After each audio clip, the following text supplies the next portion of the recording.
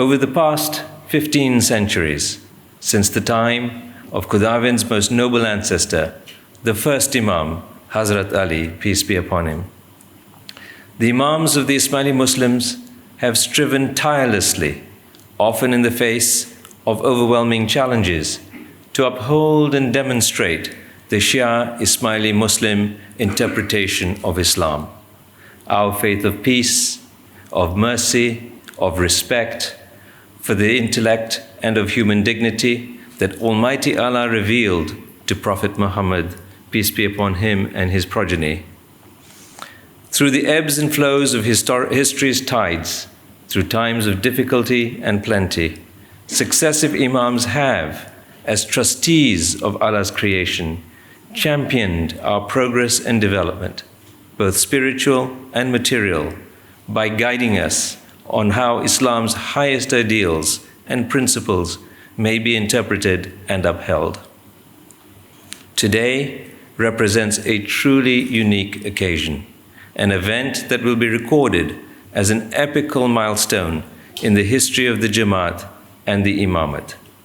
The establishment of a seat of Imamat in contemporary times in a Western secular country represents a progression in the process of consolidating an awareness of the Ismaili Imamat's identity and institutional capacity that is unprecedented in recent history. My beloved family and my beloved spiritual children, I am very happy that my family and Jamati leaders worldwide are here on this special occasion.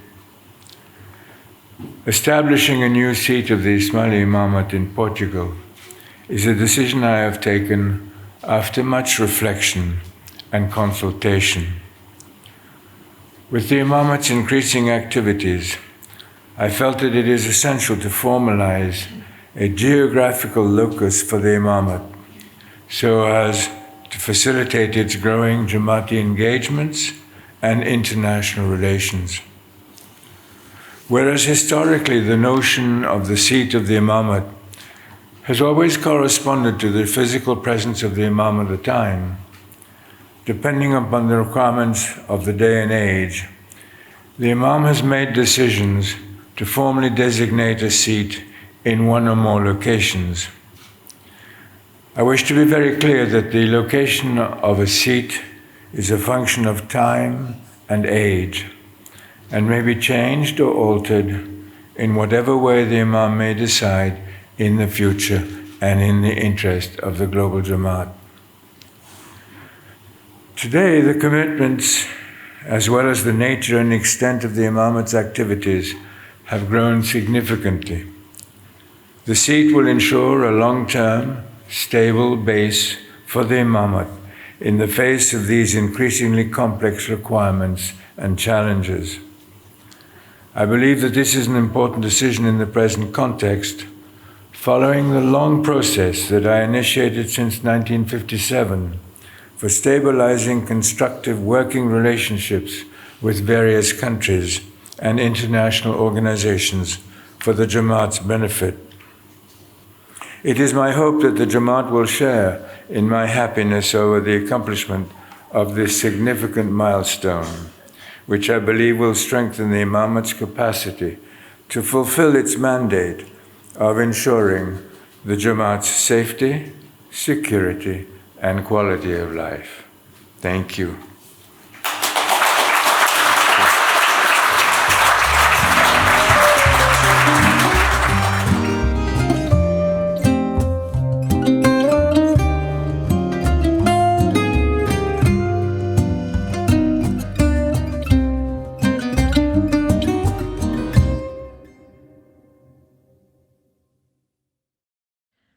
Yali Madat, welcome, bienvenue, a very warm welcome to tonight's Friday Night Reflections to our Jamat and our multi-faith family members. My name is Farah Nasser, and as always, it is such an honor and privilege to be with you today and to be hosting this program on this special Friday night, which I'll tell you about in just a moment. The last time I spoke with you, my kids were enjoying time in the backyard, time with family, lots of at-home activities and science experiments and a lot of baking.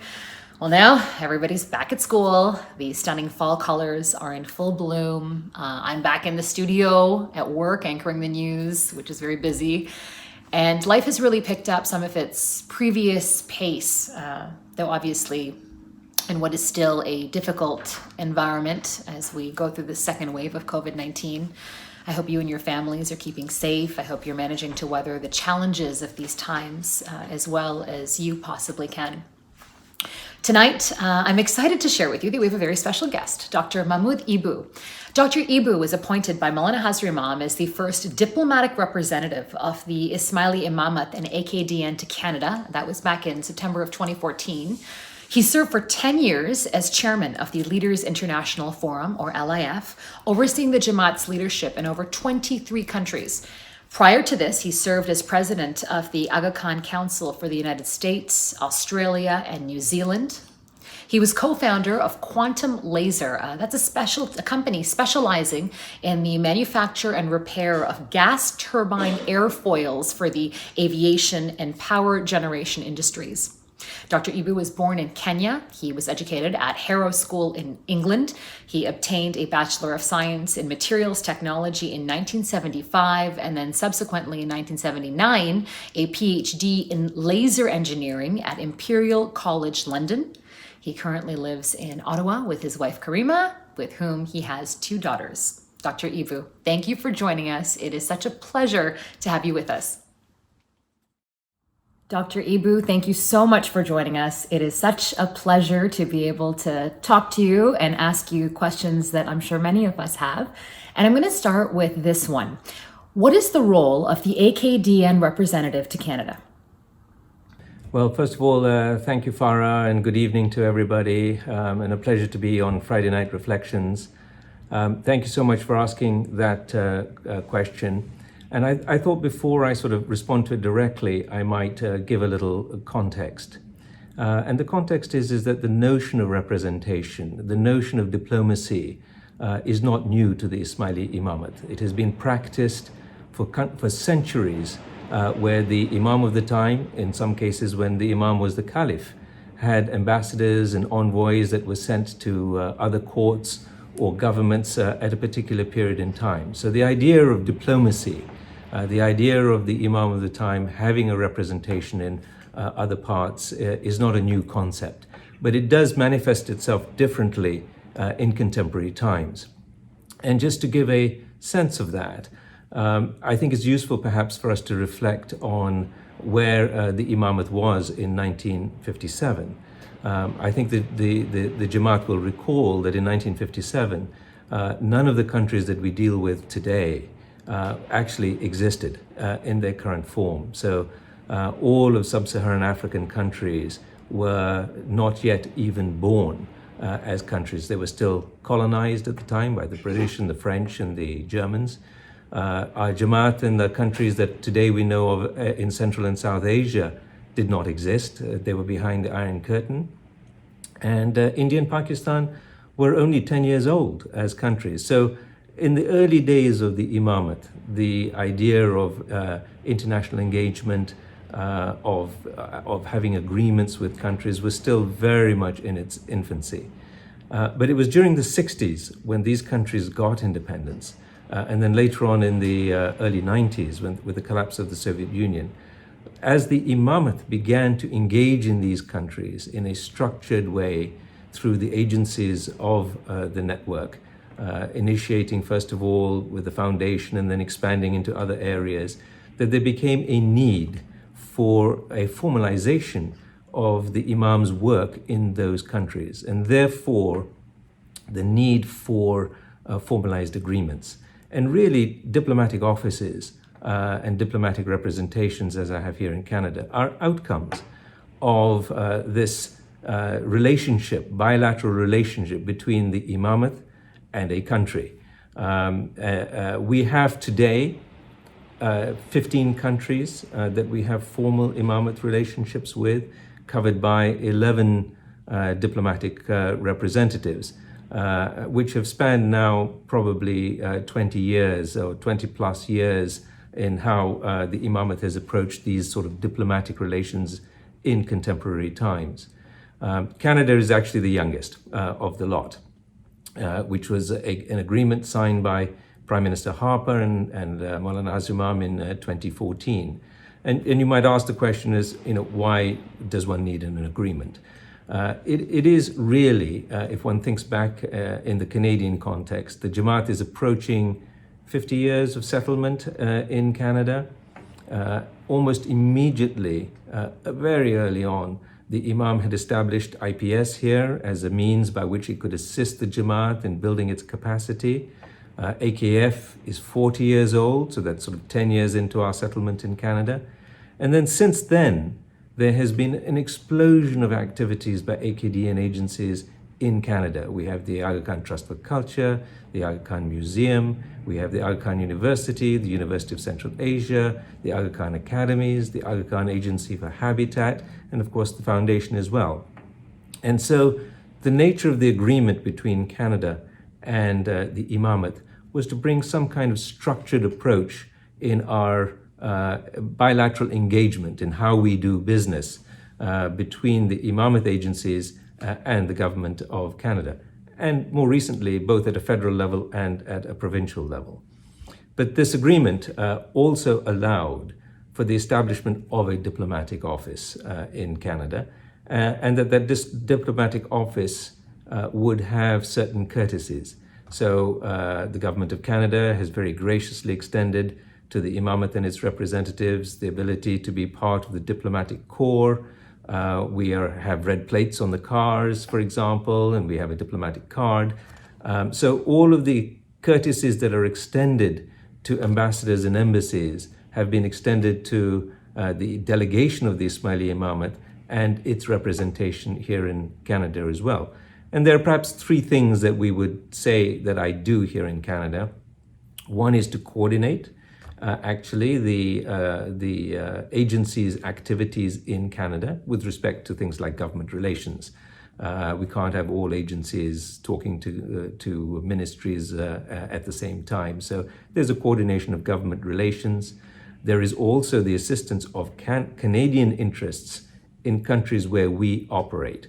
And that's a very important dimension because the relationship is bilateral and it is mutually reinforcing and mutually beneficial. So it's a two-way street. And so where Canada may have interests or issues or things of interest in countries where we have a presence and we have strength, I facilitate through the diplomatic office Canada's engagement with the Imamate and its agencies and instrumentalities, wherever that might be. And I think the third thing is simply what one would consider to be an ambassadorial role. It is the representation of the Imam to the Prime Minister or to ministers and vice versa. Typically what an ambassador would do is what the function is of the diplomatic office here. So, Mawlana Hazar Imam often describes his role as having both spiritual and temporal dimensions. What is the significance of this, and why is it so important for others to really understand this?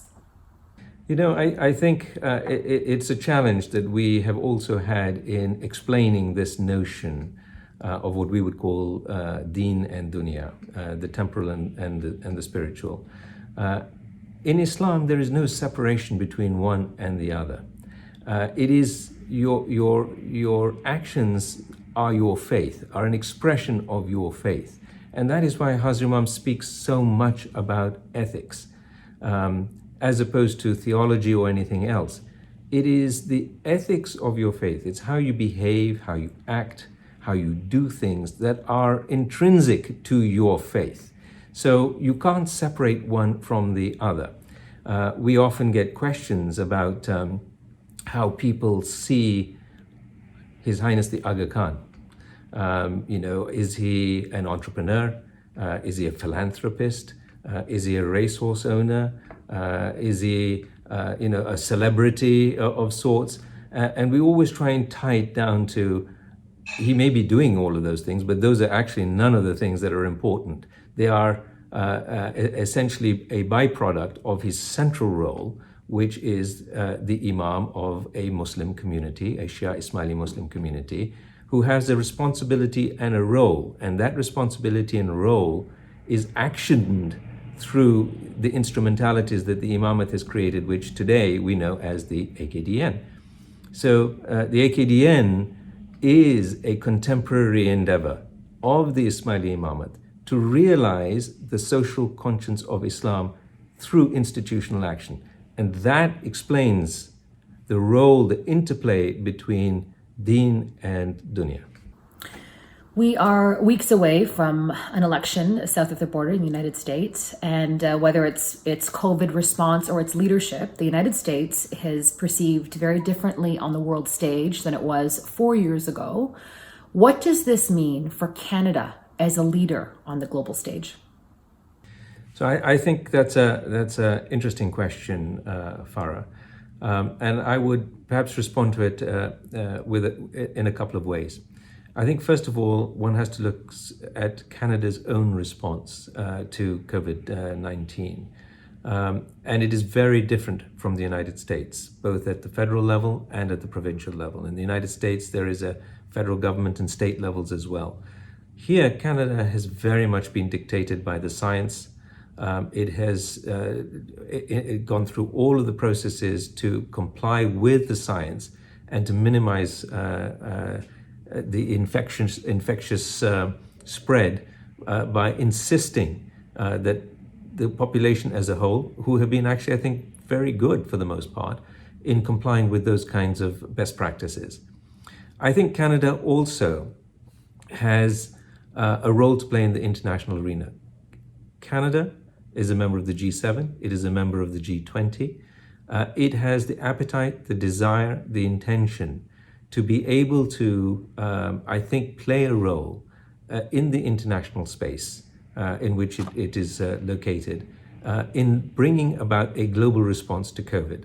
And I think Canada believes that this cannot be solved by a country-by-country response. It is a global pandemic, it affects everybody, and we have to have a global response in terms of vaccine production, in terms of medical equipment, everything. And I think, and even a response to Canada's view of the developing world.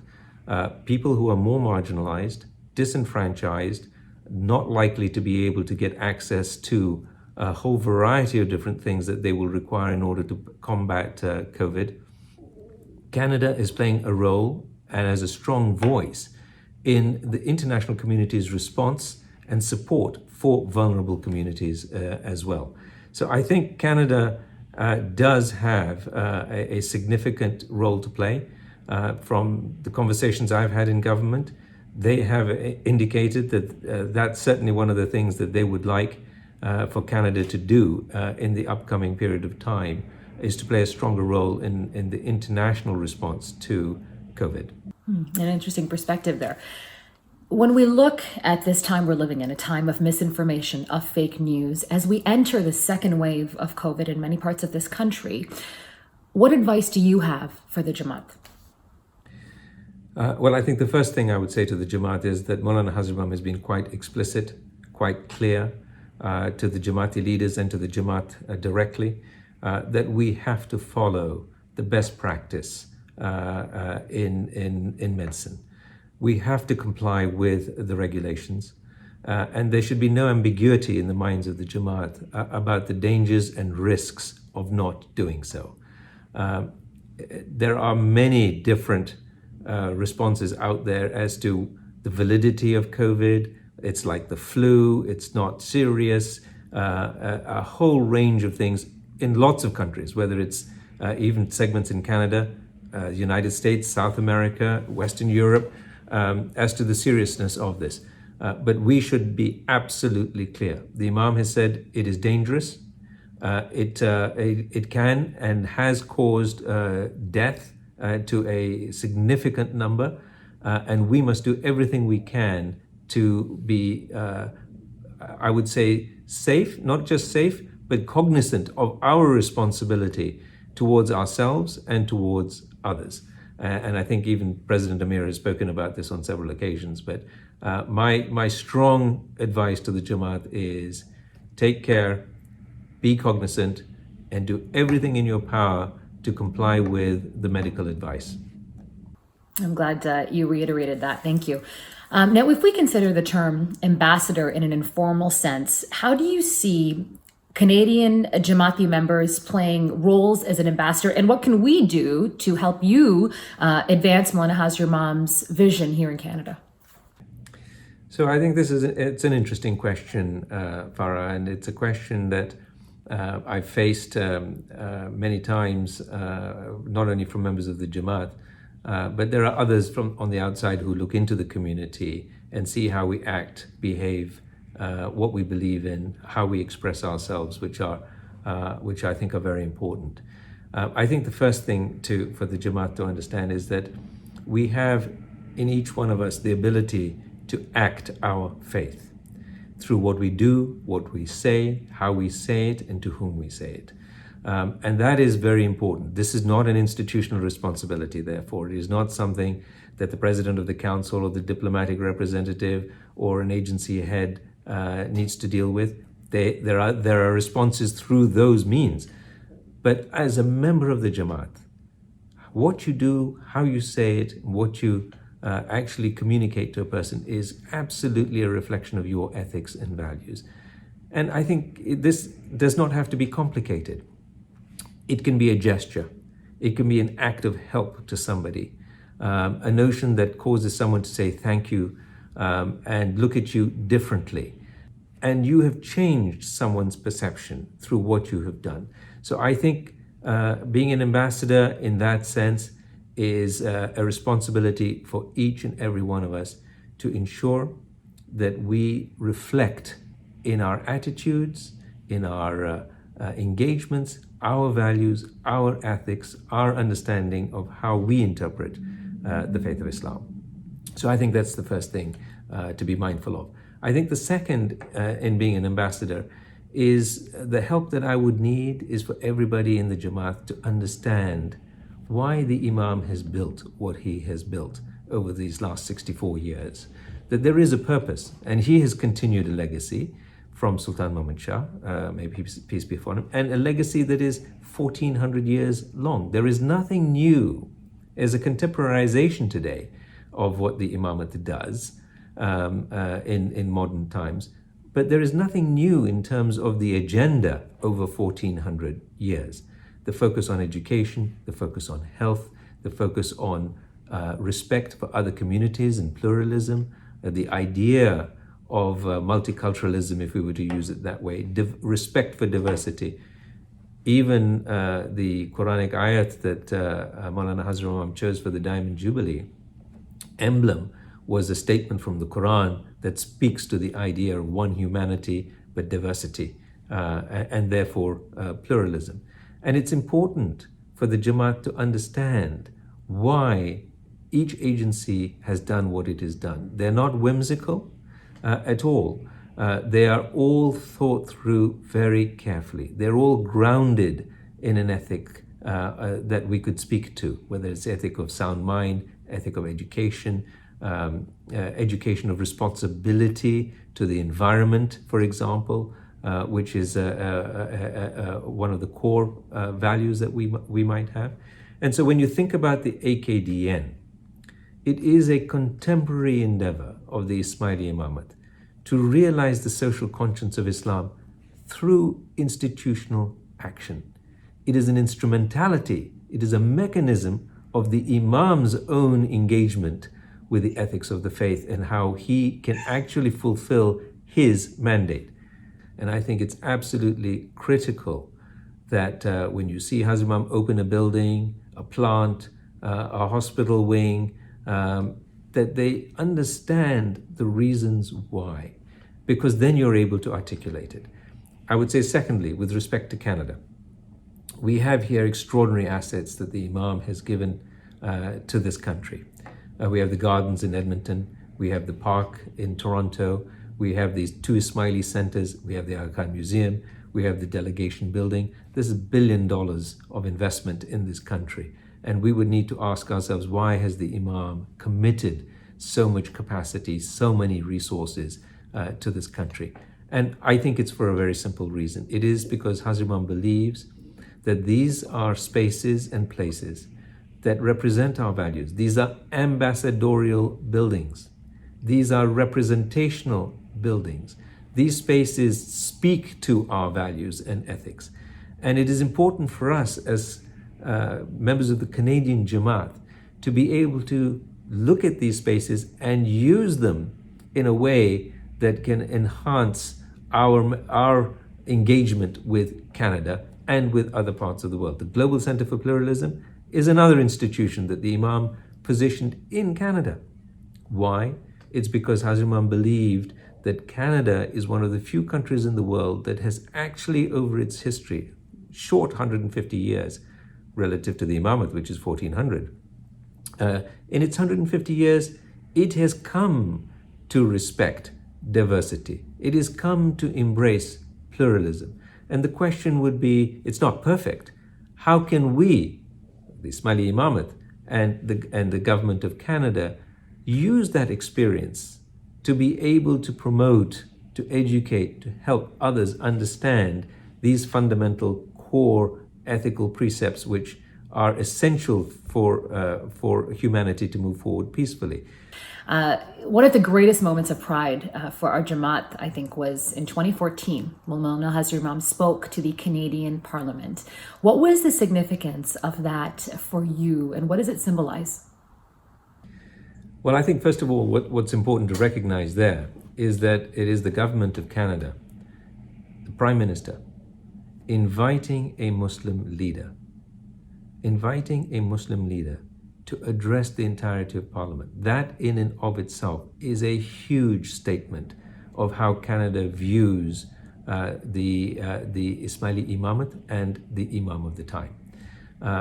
There are very few people outside of heads of states who have actually addressed the Canadian Parliament. And I think for Canada, it was being, the invitation for Hazar Imam to speak at that time was at the same time as the agreement of cooperation was being negotiated and worked on between Canada and the Imamate. And it was for Canada to be able to project this person through this parliamentary address to say, here is a person that we have immense respect for, his values, his ethics, and what he can bring to Canada and what we can do together. And it was an opportunity for Hazar Imam himself in that speech to express who he is. He started the entire parliamentary address by his historic rooting and origin. He starts by saying, I am a descendant of the Prophet, may peace be upon him, through Hazrat Ali. He goes into that totally unapologetic, is saying, this is who I am. And who I am means this is what is important to me, this is what is important to my community, and this is how, together, Canada and ourselves, we will hopefully improve and make Canada even better and richer a country than it is today. And my sense that was what was the intention behind it. I think I give the speech out, both the Portuguese parliamentary speech and the Canadian parliamentary speech, to every incoming ambassador that I meet with as a sort of frame of reference, that if you want to know why this diplomatic office is here, please read these two speeches. And I think they are powerful, and that we should utilize them much more. It was a statement from the Imam of the time to the Canadian government and to Canada. And I think we should use that in every opportunity that we can. And you're right, Farah, a moment of great pride, not only for the Canadian Jamat, but for the global Jamat. And I think further to what you said about understanding the reasons why everything is happening, even for the ambassadors, the informal ambassadors in our Jamat, that would be required reading to start. Let's talk about the future. When we look 50 years from now, what would you like to see when it comes to Canada's relationship with the Imamat and with the Ismailis? So I would say that the first thing to remember is that Hazar Imam has, from the very beginning, always seen Canada as a country of opportunity. It is a country of opportunity for I would say the kind of quality of life that the Imam hopes for his murids. If we were to look out into the future, I would say Canada is at the center of the knowledge society. And the creation of knowledge for the future is something that is very important for the Imamat. And it is very important for the Imamat to feed into that knowledge society. We live and operate in parts of the world where that knowledge creation and what it can do can be fed back, so that there is a mutually reinforcing ability to create knowledge together.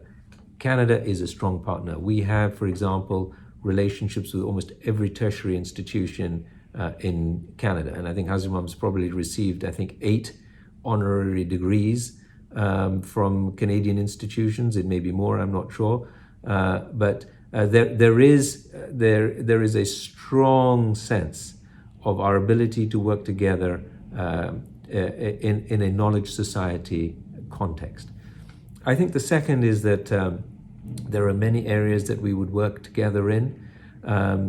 Environment, climate change, how we might deal with the issues of vulnerable communities around the world are all areas that I think that the Imamat in Canada can and will and have an appetite and a desire to work together in over the coming decades.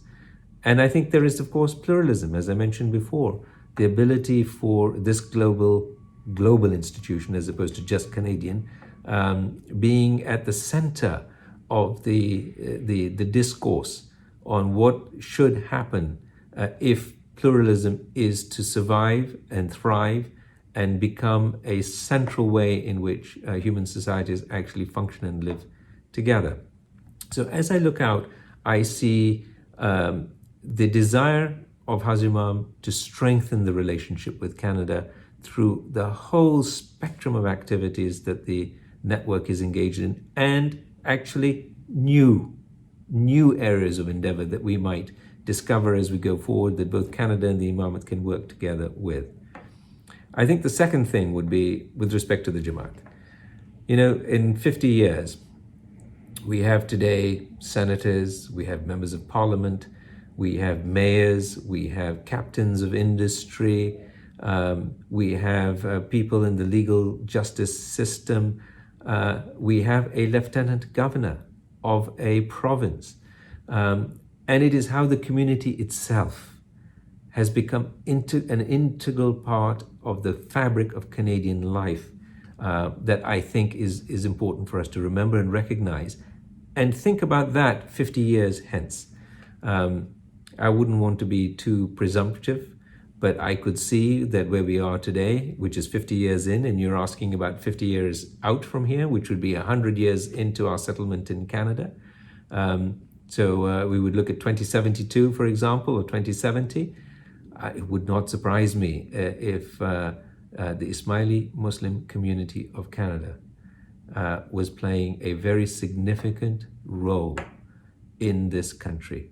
And I think that is also a reflection of how the community's settlement and the community's progress and Hazar Imam's aspirations for the Jamat in Canada are aligned.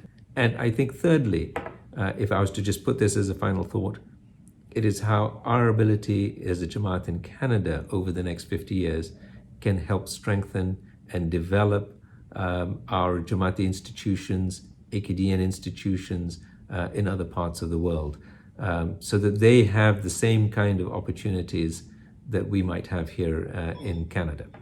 What an enlightening answer. And, I was smiling ear to ear when you were talking about what the trajectory of the Jamat in Canada could look like, as I'm sure many people in our audience were. And with that, the future, it sure looks bright.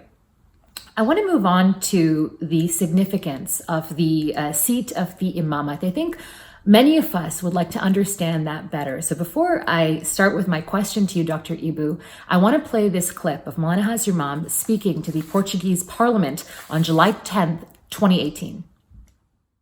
Through the centuries, the seat of the Ismaili Imamat has been formally designated in one or more locations by the Imam of the time, depending on the requirements of the day.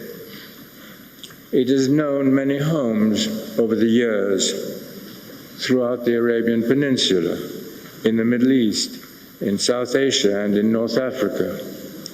It moved to Cairo in the 10th century when my ancestors founded that city.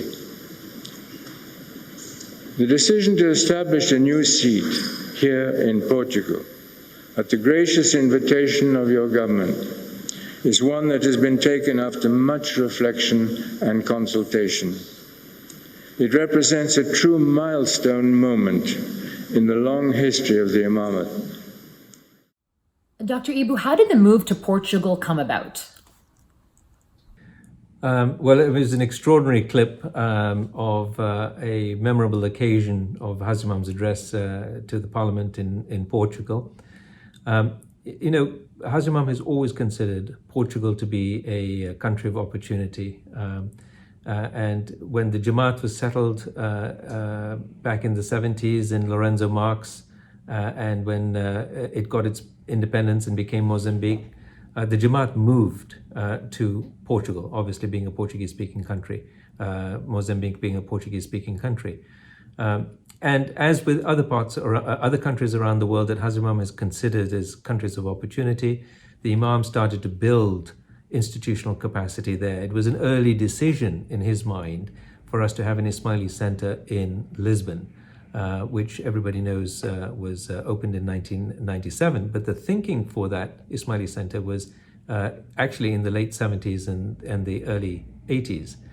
And so as the relationships began to gel in Portugal, our relationships with the government, programs that the Imamate was doing in Portugal in collaboration with the government, that series of interventions and agreements between the Imamate in Portugal led the Portuguese government to invite Hazar Imam to formalize his headquarters in Portugal. And that's why Hazar Imam makes reference to at the invitation of the Portuguese government in the speech. It was really their sense that the Imamate headquarters in Portugal would provide the basis for the Imamate to be able to operate in a different way. So, for the first 60 years of the Imamate, Hazar Imam's headquarters has been in Eglemont, as we all know. But it was not a sort of legal entity at all. It was a base from which the Imam operated.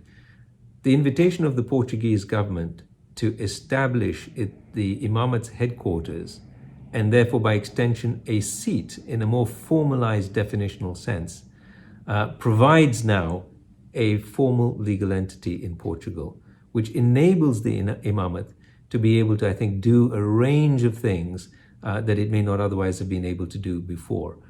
And it is through an act of parliament. So I have to congratulate and remember our colleagues in Portugal, the Jamati leadership, the institutional leadership who worked with the Portuguese government, and which resulted in a unanimous decision in Parliament for Portugal to allow the Imam of the time to establish the seat, and which was signed into force by the President of Portugal in 2015.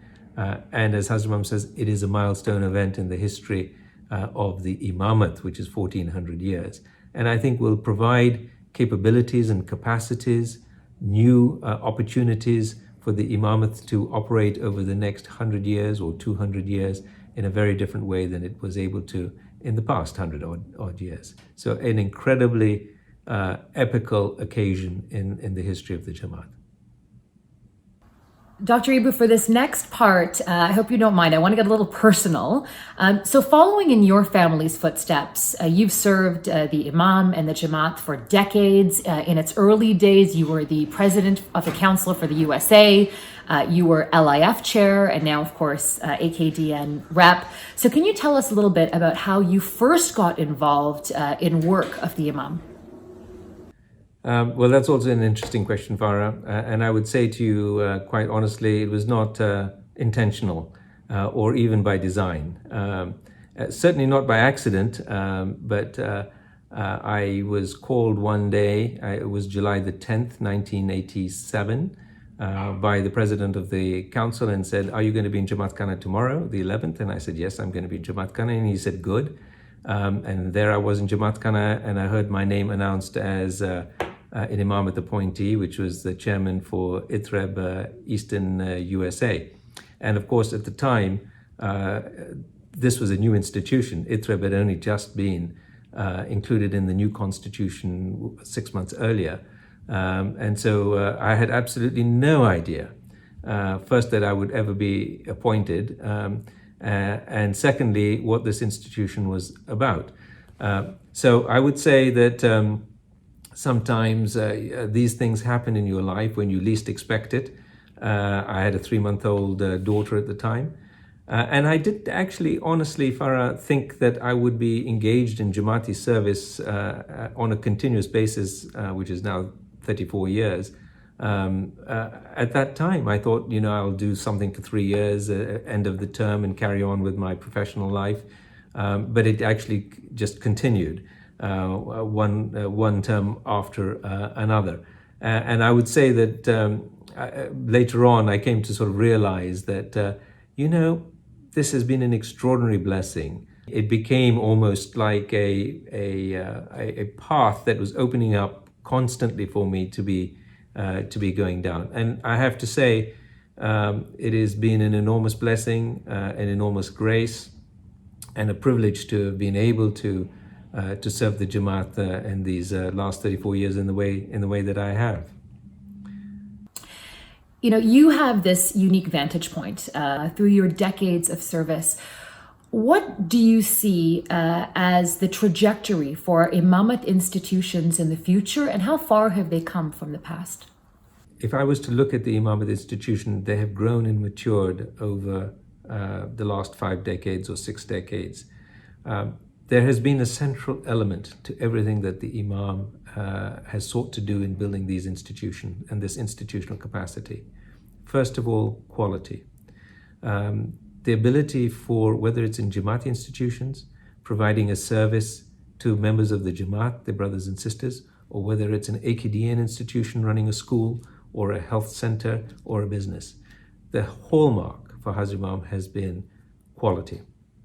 We must always ensure that we are best practice in what we do and how we respond to things.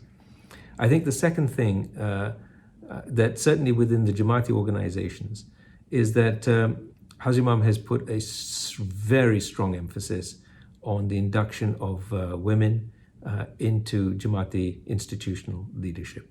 And if I was to look back in 1987 at the council at that time, or the Tariqa boards at that time, and I was to count around the table how many women there might have been, it was less than even a single handful back then. But today, if you look around the table at institutional leadership that he appoints, the number of women that are in senior leadership positions is extraordinary. And I think that is something that Hazar Imam will continue to push forward. I think the third thing is that the capacity for leaders to be able to think. The Imam knows that there are problems, and that's why institutions are there. It's to help solve problems.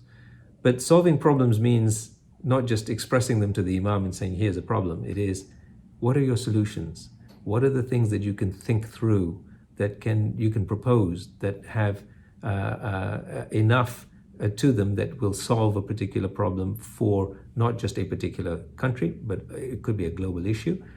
And how can we do about that? And so the ability for merit to be introduced into institutional leadership has been the third big change that I've seen over the years. Today, Hazar Imam focuses on meritocracy.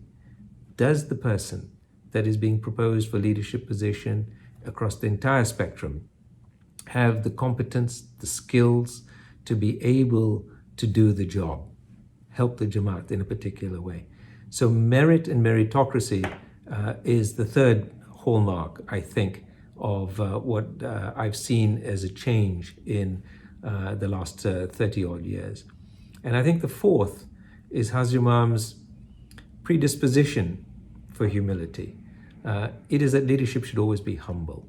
It should always be responsive. It should always have an ear to people's needs at any time, at all times, and to be able to respond to them in a meaningful way. That is, after all, a central ethic of how we are and how we operate as a community. And it is something I think the Imam has attached enormous value to, enormous respect for, and ultimately recognition as well. So I see today, in 1987, there were only, I think, 8 national councils. Today there are 20. And so we are expanding geographically, new institutions being created, and the ability for this institutional leadership, Jamati Seva, to be able to be efficient, effective, responsive, and ethical are really things that I have seen shifted over the last 35 odd years. And inshallah, I think that will continue to be the focus and the drive of how Hazar Imam sees leadership evolution and development moving forward. As we look at the future, I'm going to end with this question, because many young Ismailis across Canada and really around the world could be watching us right now. And if they're not, their parents or their grandparents are. So I want you to, for a moment, if you would, look back at your younger self, maybe the age of 25. What advice would you give that young man with all the experience and wisdom that you have accumulated over many decades of service? What I would say, if I was to reflect to when I was back in my 20s, and I would say, what is the advice I've given my 2 daughters, who are, in their early 30s now, 3-4 years ago. The advice I gave them is the same advice I would share with young members of the Jamat today. Your education, inshallah, if you've had the blessing to have one, and if you haven't, we will do everything we can to get you one, is a blessing, and it is an asset. And I would say to my younger brothers and sisters here in Canada, it's an asset that you should recognize is not an asset just for you, it's an asset for your family, and it's an asset for the Jamaat. We are at risk of murids who have had extraordinary educational opportunities of becoming self-serving, self-centered, and selfish. In other words, they think about it only for their own benefit. Whereas we should be not looking at it from that point of view, but we should be looking at it from the point of view of being selfless, and we should be looking at it from the point of view of being self-fulfilling. Okay? There is a capacity that you have been blessed with. And so when I talked to my daughters, it was always around the principle that you have the privilege of an education. You have the opportunities of life that others may not have, but don't ever forget that that capacity has with it a responsibility. And your responsibility is to use that education for the benefit of others and not just necessarily for yourself. And yes, of course, it is important for you to have a good quality of life. It is important for you to have a nice home, a nice car. But when you get to your 3rd Mercedes and your 4th home, you've crossed a line where you've become so enamored with your own capacities, your own self, that you have forgotten the benefit to others. So I would say to them, number 1, think about that. Number 2, use the platforms that we have in the Jamaat. We have TKN, we have the Jamati Seva. These are extraordinary opportunities, not just to give of yourself, but as Hazar Imam said in the parliamentary speech in Canada, a pathway to self-enlightenment. And it is a pathway to self-enlightenment. So I would say, think about those things, how you would use your knowledge for the benefit of others, and the means through which you can actually do it. Those would be my sort of quick ideas of important things that I think younger members of the Jamaat should remember. You reminded me, speaking as a father, of something my father told me, that we were born with the winning lottery ticket, but with that lottery ticket comes an enormous responsibility.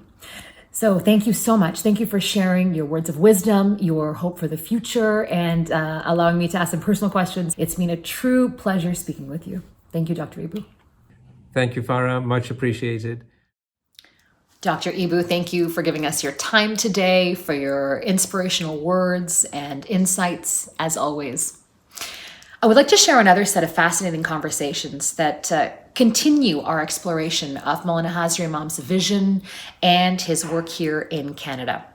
On Sunday, October 18th, mark your calendars, we're going to travel to the Aga Khan Garden in Alberta.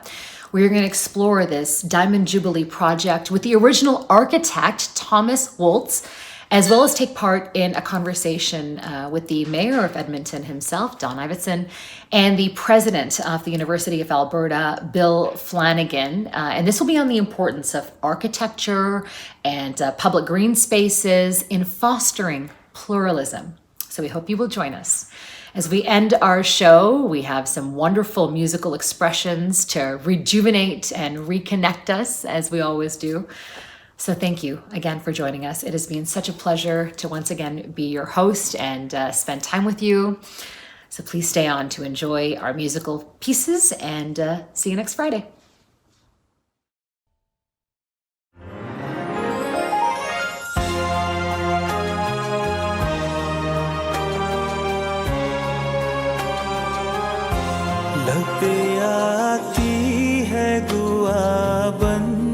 तमन्ना मेरी लब पे आती है दुआ बन के तमन्ना मेरी जिंदगी शम्मा की सूरत हो खुदाया मेरी जिंदगी शम्मा की सूरत हो खुदाया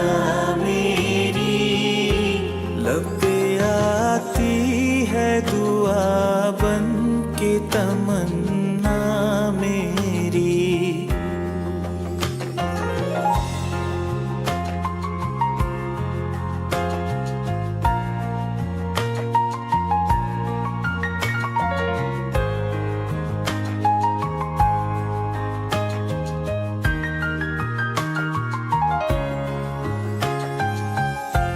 हो मेरे दम से यूं ही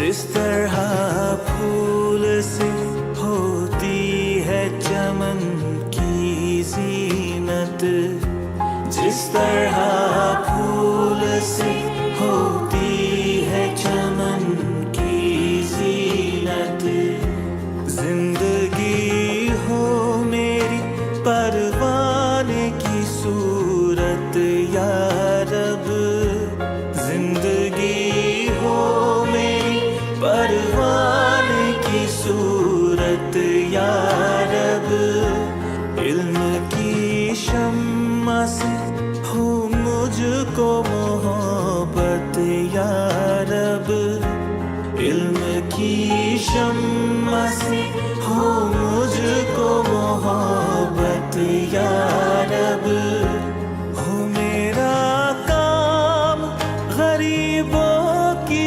हिमायत करना हो मेरा काम गरीबों की हिमायत करना दर्दमंदों से ज़ईफ़ों से मोहब्बत करना दर्दमंदों से ज़ईफ़ों से मोहब्बत करना मेरे अल्लाह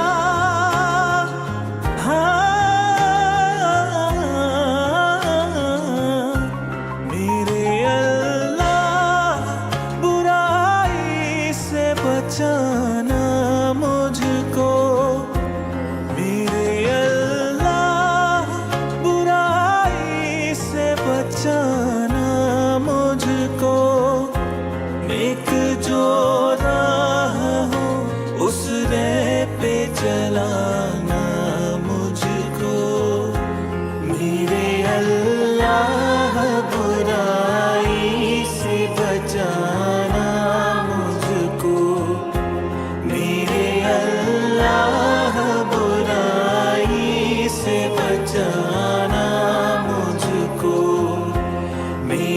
अल्लाह